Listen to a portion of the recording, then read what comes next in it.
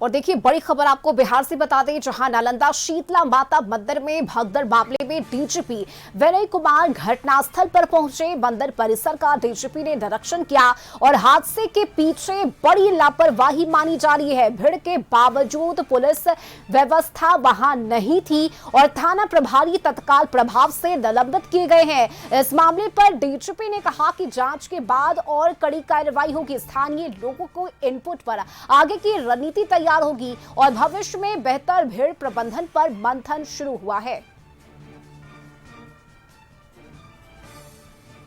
जो हम व्यवस्था देख रहे हैं, व्यवस्था में भी काफी कमियां दिख रही, त्रुटियां दिख रही हैं। जैसे वो सीढ़ी है, इतना ड्रॉप है वहां पे कि वहां यदि भीड़ में कोई फिसल जाएगा तो भगदड़ मच सकता है। तो मंदिर का जो व्यवस्था है, जो इसका स्ट्रक्चर है, जो एग्जिट है, एंट्री है, ये सब में भी काफी कुछ करने की जरूरत है।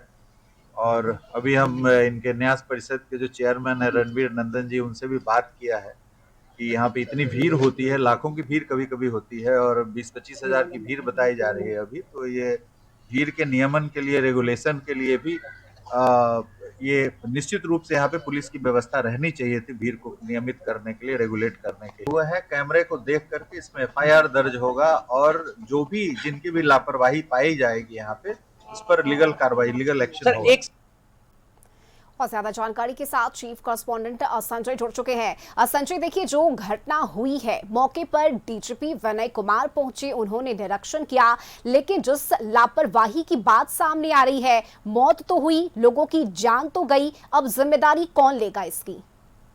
जाहिर सी बात है, जो उनका बयान आया है रश्मि, अगर आप उस बयान पे गौर करें तो एक महत्वपूर्ण बात यह है कि वहां पर जो डिप्लॉयमेंट किया गया था पुलिस फोर्सेस का, वो कहीं दिख नहीं रहा था। चौकीदारों के भरोसे सारी व्यवस्था छोड़ दी गई थी और क्राउड मैनेजमेंट में फेलियर रहा है कहीं ना कहीं एडमिनिस्ट्रेशन। जब डीजी पहुंचे थे कुंदन कृष्णन, तो उन्होंने कहा कि वहां पर जो पुरोहित हैं, पुजारी हैं, वो दक्षिणा लेने के चक्कर में बहुत ज्यादा भीड़ जो है उन्होंने इकट्ठा कर दी। तो फेलियर तो है एडमिनिस्ट्रेशन का और डीजीपी ने बहुत ही साफगोई से इस बात को स्वीकार किया है कि भीड़ के बावजूद पुलिस व्यवस्था नहीं की गई थी। प्रशासनिक चूक की पुष्टि हुई है उनके इस बयान से और उन्होंने कहा कि जिम्मेवारों पर सख्त कार्रवाई की जाएगी। हालांकि प्राइमा फेसी आपको पता होगा एक्शन लिया गया था प्रॉम्प्टली। आईजी पट्टा जब पहुंचे थे तो उन्होंने एक थानाध्यक्ष समेत 4 पुलिसकर्मियों को तत्काल प्रभाव से निलंबित कर दिया है।